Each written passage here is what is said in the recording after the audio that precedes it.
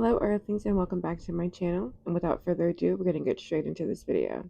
On the afternoon of February 13th of 2017, Libby German, who was 14, and Abby Williams, who was 13, were dropped off by Libby's sister at a well-known trail that was located outside of Delphi, Indiana.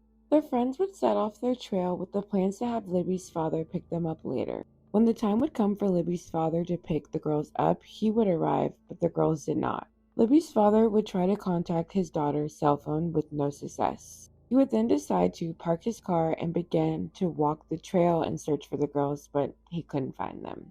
At the time of the murders, the police did not release any details about how the girls had died, nor any details about the crime scene. Libby would post pictures on her Snapchat the day of her death. She posted what is her and Abby's last photos together. Alongside the happy images that Libby and Abby took, investigators would discover a chilling video that Libby managed to capture. The video that Libby captured was grainy, and it showed a man dressed in blue jeans, a blue jacket, and a cap walking along the abandoned railroad bridge. In the video, the man can be heard telling the girls to go down the hill.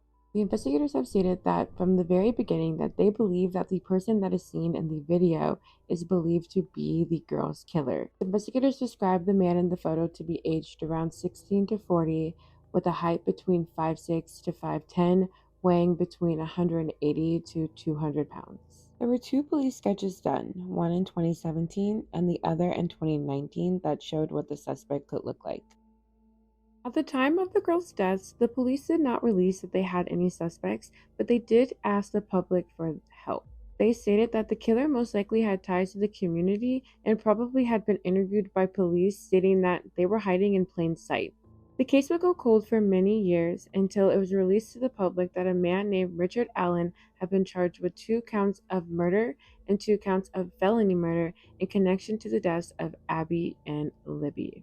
At the time of the girls' killing, Richard was 44 years old and he had lived in Delphi, Indiana since 2006, but he had lived in Indiana his entire life. He was married to a woman named Kathy and they shared a daughter together. At the time of the murders, he was actually working at CVS and had come in contact with many members of the community. At the time of Richard's arrest, many members of the community came out to say that they were shocked because Richard seemed like a normal guy.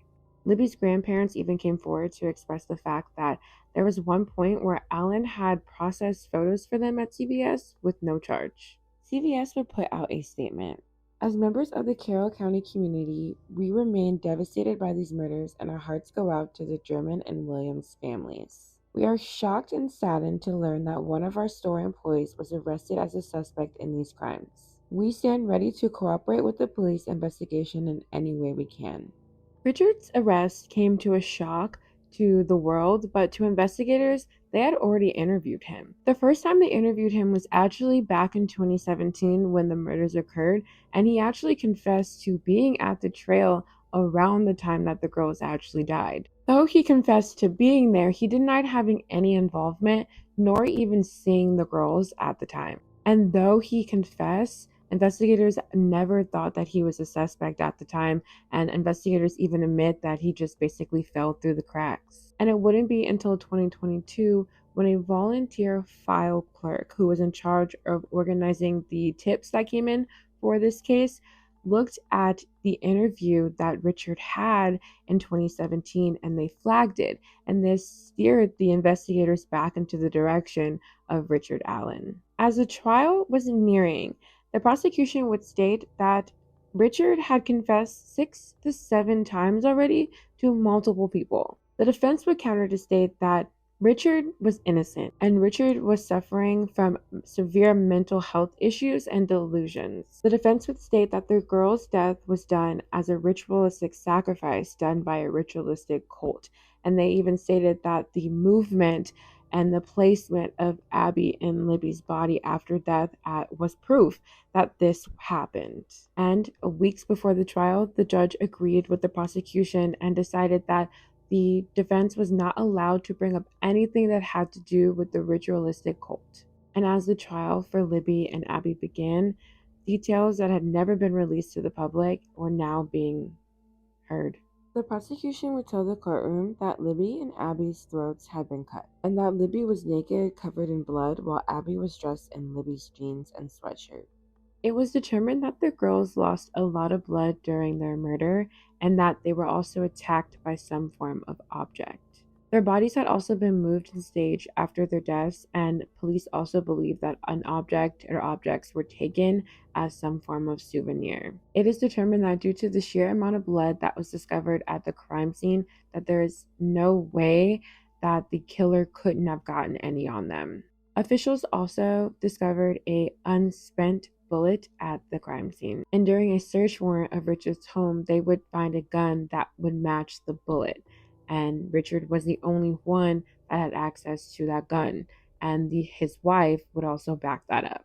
The defense, however, brought in their own firearm expert, and they stated that it is impossible to compare a spent bullet to an unspent bullet because the trajectory and what happens when a gun goes through the chamber is significantly different, and it's like comparing apples to oranges.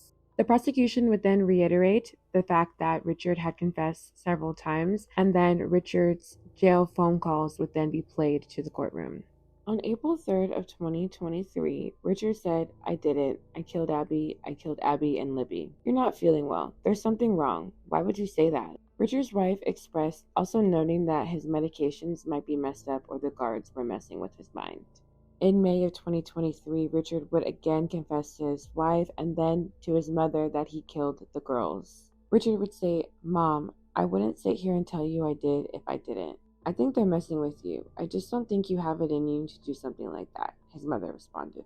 Both the state and the defense had psychiatrists come to the stand to testify that Richard was psychotic at the time of his confessions. Both the psychiatrists stated that a person that is going through psychosis, they're more likely to make incriminating statements if in their mind they have been persuaded of their involvement.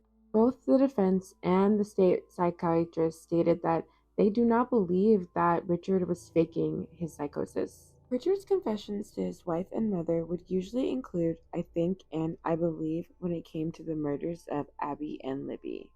Dr. Monica Walla was a psychiatrist who treated Richard at the Westville prison. She stated that she believed that Richard was faking a lot of his personality in order to gain likes with the guards, and she believed that the reason why he was doing this is because he wanted more phone calls with his wife. She states that Richard actually confessed to murdering the girls to her. She states that he claims that the attack was supposed to be more grotesque. He told her that he led the girls off the trail in order to attack them, but changed his mind when a van drove by and led them to the creek and killed them instead. It's important to note that it was discovered that Dr. Walla was a true crime junkie who had been following the case of Libby and Abby from the very beginning. And when it was discovered that she was using the Indiana Department of Correction files to learn more about his case, she was removed as a psychiatrist. Police would look into the allegations of the van driving on the road, and they would come to find out that it was a man named Brad Weber who was returning home. Brad would clock out at 2:02 p.m. that day, and the drive was about 30 minutes for him to make it back home. The prosecution states that based on Libby's Snapchats, the girls were kidnapped around 2:13 p.m.